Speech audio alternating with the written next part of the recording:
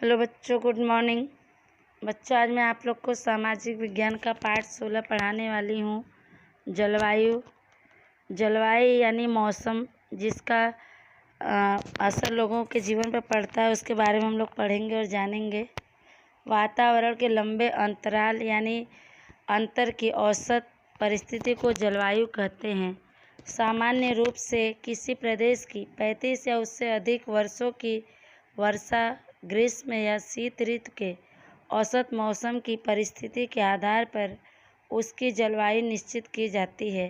संक्षेप में यह कह सकते हैं कि कई वर्षों के लंबे अंतराल के मौसम की विविध यानी अलग अलग परिस्थितियों का औसत ही जलवायु है। मौसम वातावरण के कम समय के अंतराल की औसत परिस्थिति है। दिन के किसी भी समय मौसम बदल सकता है।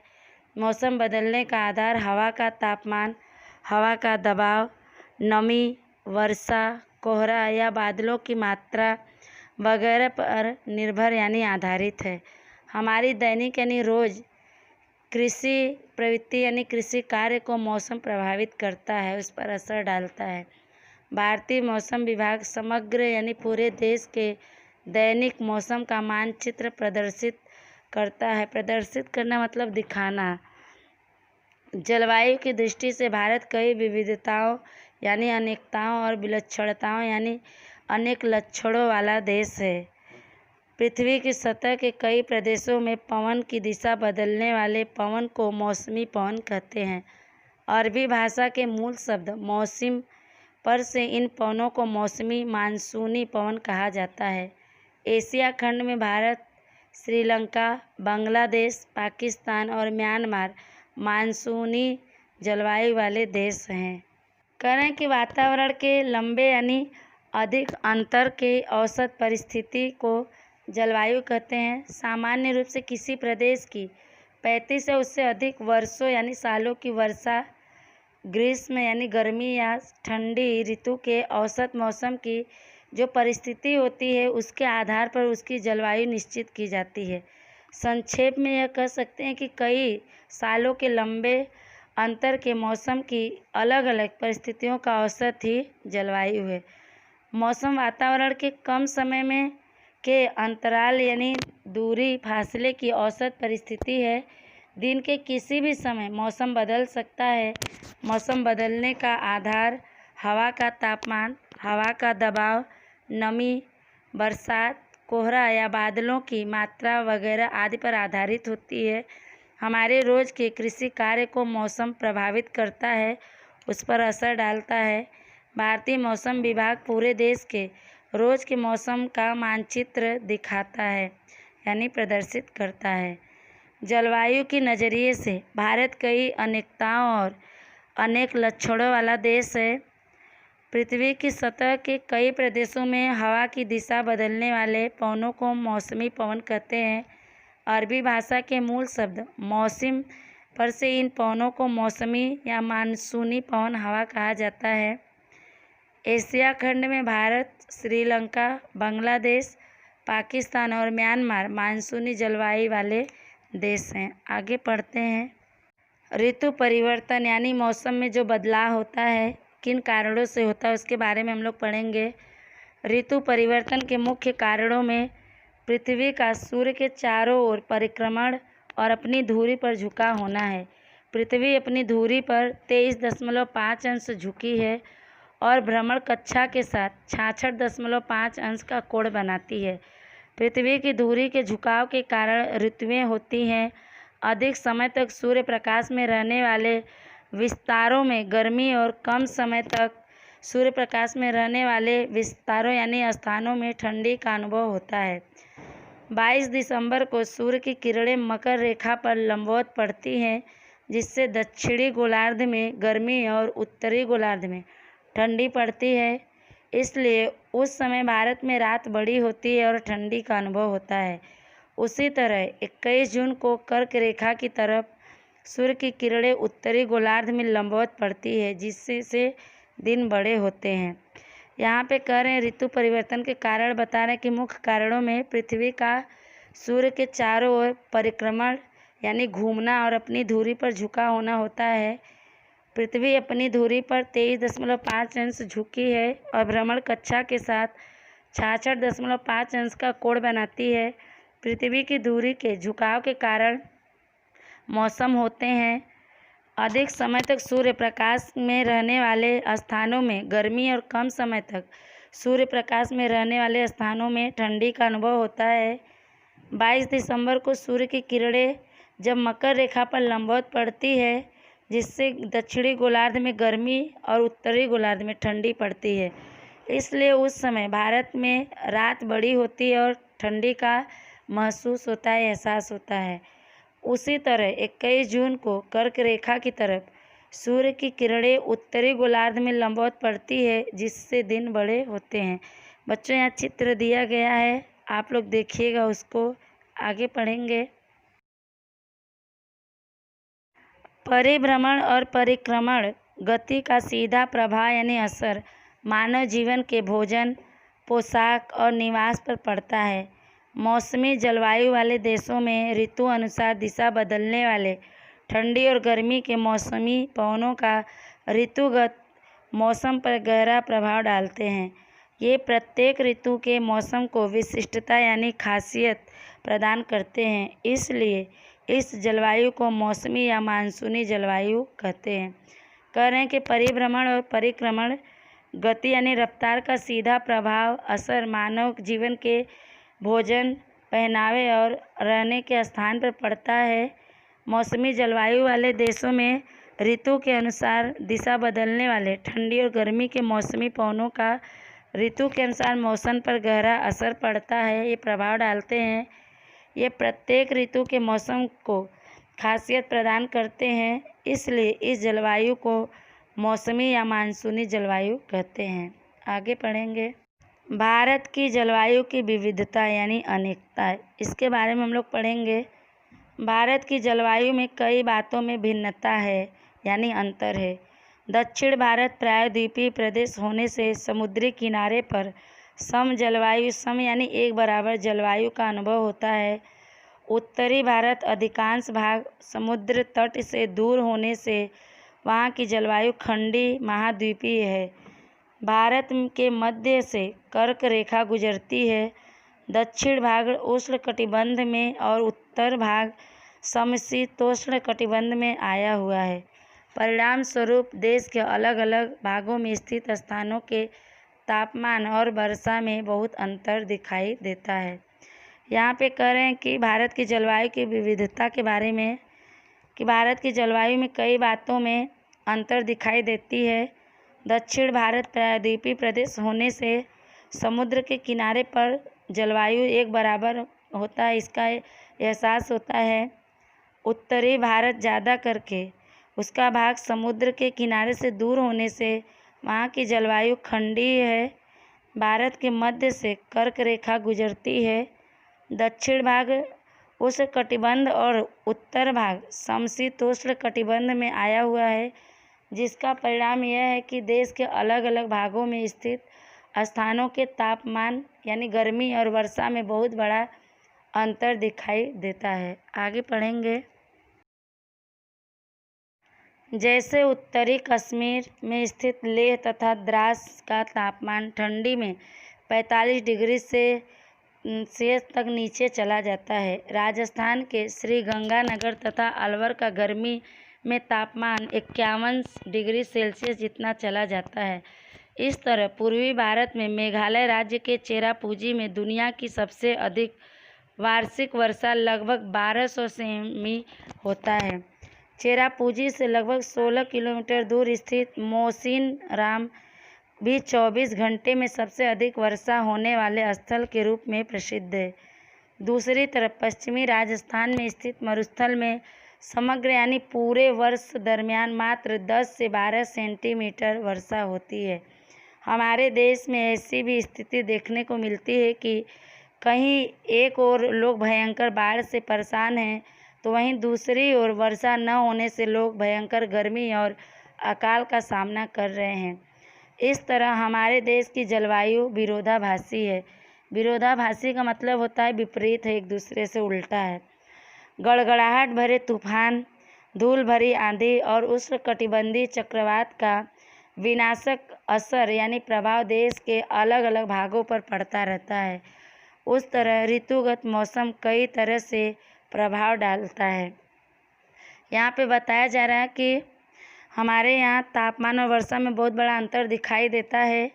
जैसे उत्तरी कश्मीर में स्थित लेह तथा द्रास का तापमान ठंडी में 45 डिग्री सेल्सियस तक नीचे चला जाता है। राजस्थान के श्रीनगर तथा अलवर का गर्मी में तापमान 51 डिग्री सेल्सियस जितना चला जाता है। इसी तरह पूर्वी भारत में मेघालय राज्य के चेरापूंजी में दुनिया की सबसे अधिक वार्षिक यानी पूरे वर्ष में वर्षा लगभग 1200 सेमी होती है। चेरापूंजी से लगभग 16 किलोमीटर दूर स्थित मोसिनराम भी 24 घंटे में सबसे अधिक बरसात होने वाले स्थल के रूप में प्रसिद्ध है, विख्यात है। दूसरी तरफ पश्चिम राजस्थान में स्थित मरुस्थल में पूरे साल के दरमियान मात्र 10 से 12 सेंटीमीटर वर्षा होती है। हमारे देश में ऐसी भी स्थिति देखने को मिलती है कि कहीं एक ओर लोग बहुत ही भयंकर बाढ़ से परेशान हैं, तबाही मची है, तो वहीं दूसरी ओर बरसात न होने से लोग बहुत ही भयंकर गर्मी और सूखा का सामना कर रहे हैं। अकाल का मतलब होता है सूखा पड़ना। इस तरह हमारे देश की जलवायु एक दूसरे से उल्टा है, विरोधाभासी है, विपरीत है। गड़गड़ाहट भरे तूफान, धूल भरी आंधी और उष्णकटिबंधीय चक्रवात का विनाश करने वाला असर देश के अलग अलग भागों पर पड़ता रहता है। उस तरह ऋतुगत मौसम कई तरह से असर डालता है। आगे हम लोग पढ़ेंगे जलवायु को प्रभावित करने वाले कारक। कारक का मतलब कौन कौन से कारण हैं। संज्ञा या सर्वनाम की स्थितियों में यह वाक्य क्रिया के साथ उसके संबंध को स्पष्ट करती दिखाई देती है, उसे कारक बोलते हैं। चलिए इसके बारे में हम लोग पढ़ते हैं।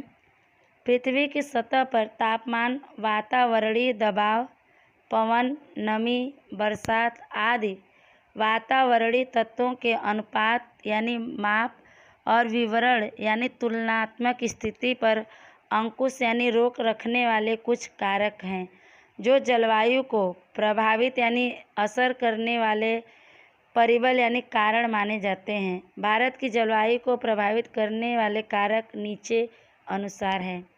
कह रहे हैं कि पृथ्वी की सतह पर तापमान, वातावरणीय दबाव, हवा, नमी, बरसात आदि वातावरणीय तत्वों के माप और तुलनात्मक स्थिति पर रोक रखने वाले कुछ कारक हैं जो जलवायु को प्रभावित करने वाले कारण माने जाते हैं, परिबल माने जाते हैं।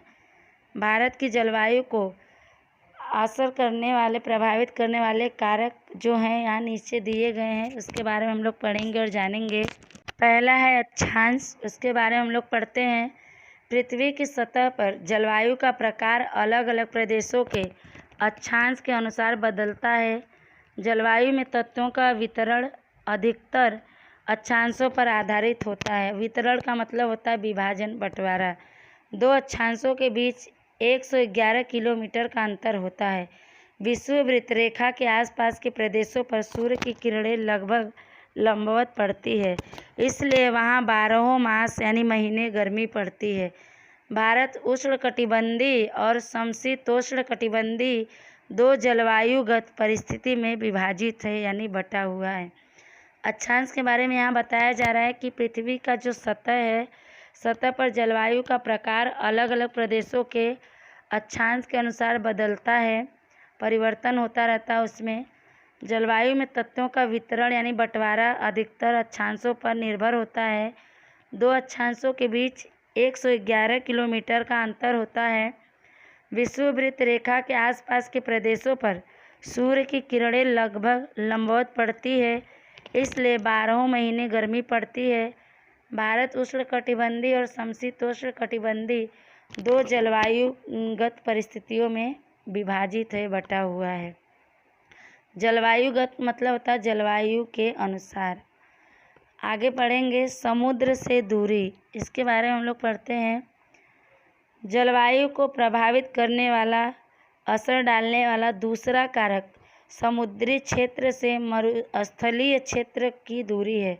सूर्य की गर्मी संग्रहित यानी एकत्रित करने की तथा उसका ग्रहण त्याग करने की शक्ति यानी ताकत जमीन और पानी में अलग अलग होती है। परिणाम स्वरूप समुद्र और उसके तटीय भूमि भागों पर सम जलवायु होता है यानी जलवायु एक समान होता है, जबकि किनारे से दूर अंदर के भागों की तरफ जाने पर भूमि खंडों की जलवायु विषम बनती है यानी अलग होती है। भारत में मुंबई समुद्र तट पर होने से वहाँ जलवायु सम रहती है यानी एक बराबर रहती है, जबकि नागपुर या दिल्ली समुद्र से दूर होने से वहाँ की जलवायु विषम होती है यानी अलग होती है। समुद्र से दूरी के बारे में बता रहे हैं कि जलवायु पर असर डालने वाले जलवायु को प्रभावित करने वाला दूसरा कारक है समुद्री क्षेत्र से स्थलीय क्षेत्र की दूरी, सूर्य की गर्मी एकत्रित करने की तथा उसका ग्रहण यानी लेना और त्याग करना यानी छोड़ना। इसकी शक्ति जमीन और पानी में अलग अलग होती है, जिसका परिणाम यह होता है कि समुद्र और उसके किनारे की भूमि वाले भागों पर जलवायु एक बराबर होती है, जबकि जो समुद्र के किनारे से दूर होते हैं अंदर के भागों की तरफ जाने पर भूमि खंडों की जलवायु अलग बनती है। भारत में मुंबई समुद्र के किनारे होने से वहाँ जलवायु एक बराबर रहती है, जबकि नागपुर या दिल्ली समुद्र से दूर होने से वहाँ की जलवायु अलग होती है। आगे पढ़ते हैं। आगे है समुद्र तल से ऊंचाई। इसके बारे में हम लोग पढ़ेंगे। समुद्र की सतह से वातावरण में जैसे जैसे ऊंचाई की तरफ जाएं, हवा का दबाव और हवा का तापमान घटता जाता है, जबकि भूपृष्ठ की ऊंचाई बरसात में वृद्धि करती है। हिमालय पर्वत की ऊंचाई का कारण उसके अत्यंत ऊंचे शिखर 12 महीने बर्फ से ढके रहते हैं। नमी वाली हवा ऊंचाई पर जाने से ठंडी हो जाती है और वर्षा करती है। असम मेघालय के पहाड़ी प्रदेशों में तो ऊंचाई बढ़ने के साथ साथ वर्षा की मात्रा भी बढ़ती है। सामान्य परिस्थिति में पृथ्वी की सतह से ऊंचाई की तरफ 165 मीटर पर 1 डिग्री सेल्सियस अथवा 1000 मीटर पर 6.5 डिग्री सेल्सियस तापमान घटता है। यहाँ पे बताया जा रहा है समुद्र तल से ऊंचाई के बारे में कि समुद्र की सतह से वातावरण में जैसे जैसे ऊंचाई की तरफ जाएं, हवा का दबाव और हवा का तापमान घटता जाता है, जबकि ज़मीन की ऊंचाई वर्षा में वृद्धि करती है, बढ़ोतरी करती है। हिमालय पर्वत की ऊंचाई का कारण उसके बहुत ही ऊंचे शिखर 12 महीने बर्फ से ढके रहते हैं। नमी वाली हवा ऊंचाई पर जाने से ठंडी हो जाती है और बरसात करती है। असम मेघालय के पहाड़ी प्रदेशों में तो ऊंचाई बढ़ने के साथ साथ बरसात की मात्रा भी बढ़ती है। जैसे जैसे ऊंचाई बढ़ती है वैसे वैसे मात्रा भी बढ़ती है। साधारण परिस्थिति में पृथ्वी की सतह से ऊंचाई की तरफ 165 मीटर पर 1 डिग्री सेल्सियस अथवा 1000 मीटर पर 6.5 डिग्री सेल्सियस तापमान घटता है। आगे पढ़ते हैं। वातावरणीय दबाव और पवन, इसके बारे में हम लोग पढ़ेंगे। भारत उत्तरी पूर्वी व्यापारिक पवनों वाले क्षेत्र में आया हुआ है। ये पवन उत्तरी गोलार्ध के उष्णकटिबंधीय गुरुदाब पट के भारी दबाव द्वारा उत्पन्न होते हैं। ये पवन पृथ्वी के परिभ्रमण के कारण थोड़ा मुड़कर विषुववृत्त रेखा की ओर बहते हैं। भूतकाल में समुद्री मार्ग द्वारा होने वाले व्यापार में इन पवनों का लाभ लिया जाता था, इसलिए इन्हें व्यापारी पवन कहते हैं। सामान्यतः भूभाग से उत्पन्न होकर बहने वाले इन पवनों में नमी का अनुपात यानी मात्रा कम होता है, परंतु भारत के दक्षिण में हिंद महासागर, पश्चिम में अरब सागर तथा पूर्व में बंगाल की खाड़ी है। इस विशाल जलराशि के कारण उसके ऊपर से बहने वाले पवन नमी धारण करते हैं और फिर भारत में वर्षा लाते हैं। यहाँ बताया जा रहा है कि भारत उत्तरी पूर्वी व्यापारिक हवाओं वाले क्षेत्रों में आया हुआ है। ये हवा उत्तरी गोलार्ध के उष्णकटिबंधीय गुरुदाब पट के भारी दबाव द्वारा पैदा होते हैं। ये पवन पृथ्वी के परिभ्रमण के कारण यानी उसके चक्कर लगाने के कारण थोड़ा मुड़कर विषुववृत्त रेखा की ओर बहते हैं। भूतकाल यानी पहले के समय में समुद्री मार्ग द्वारा होने वाले व्यापार में इन हवाओं का फायदा लिया जाता था, लाभ लिया जाता था, इसलिए इन्हें व्यापारी पवन भी कहते हैं। साधारण भूभाग से उत्पन्न होकर पैदा होकर बहने वाले इन हवाओं में नमी का मात्रा कम होता है, लेकिन भारत के दक्षिण में हिंद महासागर, पश्चिम में अरब सागर तथा पूर्व में बंगाल की खाड़ी है।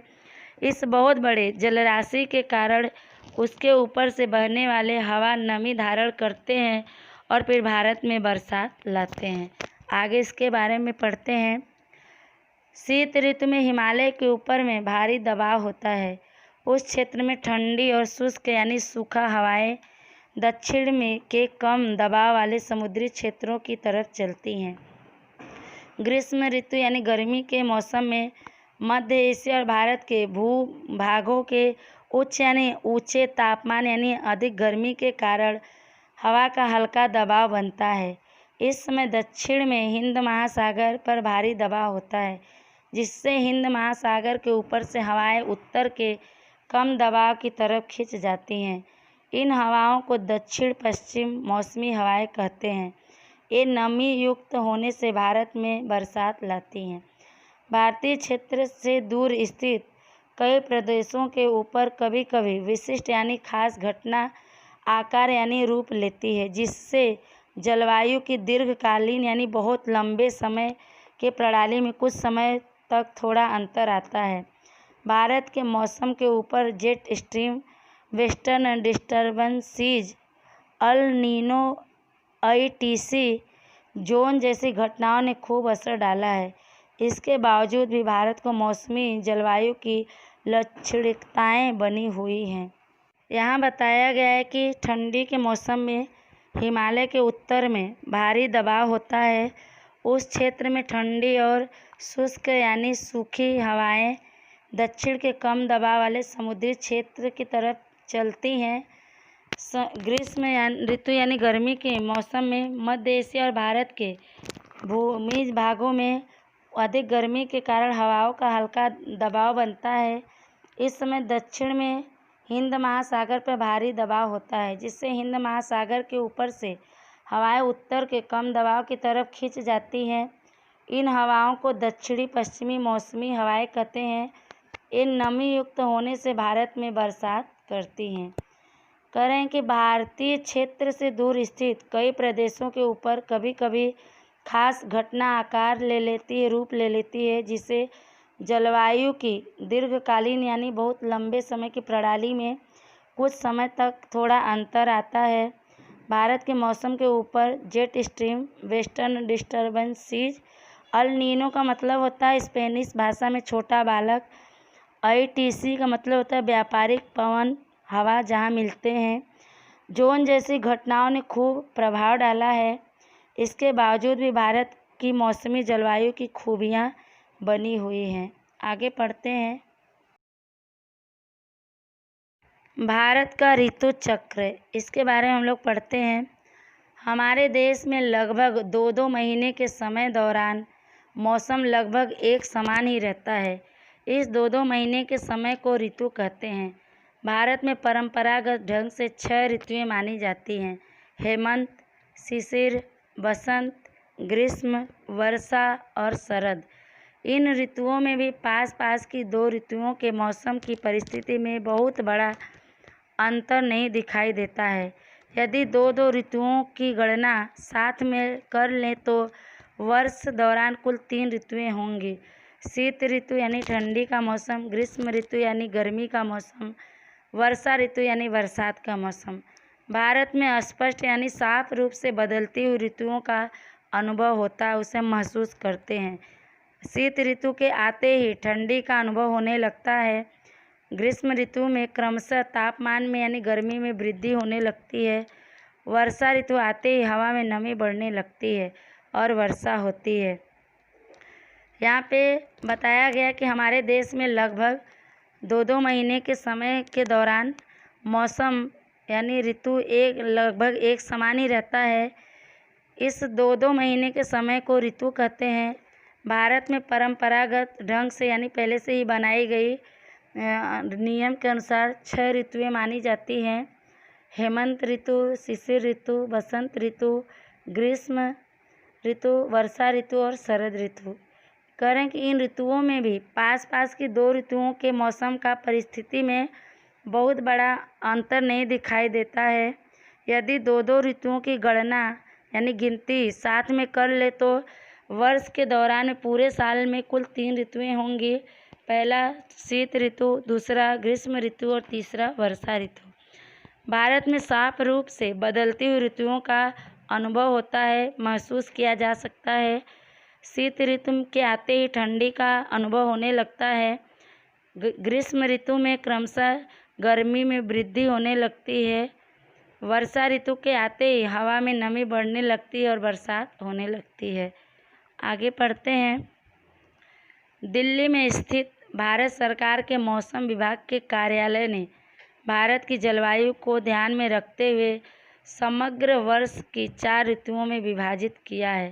पहला शीत ऋतु ठंडी जो दिसंबर से फरवरी तक, दूसरा ग्रीष्म ऋतु गर्मी मार्च से मई तक, तीसरा वर्षा ऋतु वर्षा जून से सितंबर तक, चौथा निवर्तन ऋतु जो लौटती मानसूनी हवाओं का ऋतु होता है अक्टूबर से नवंबर।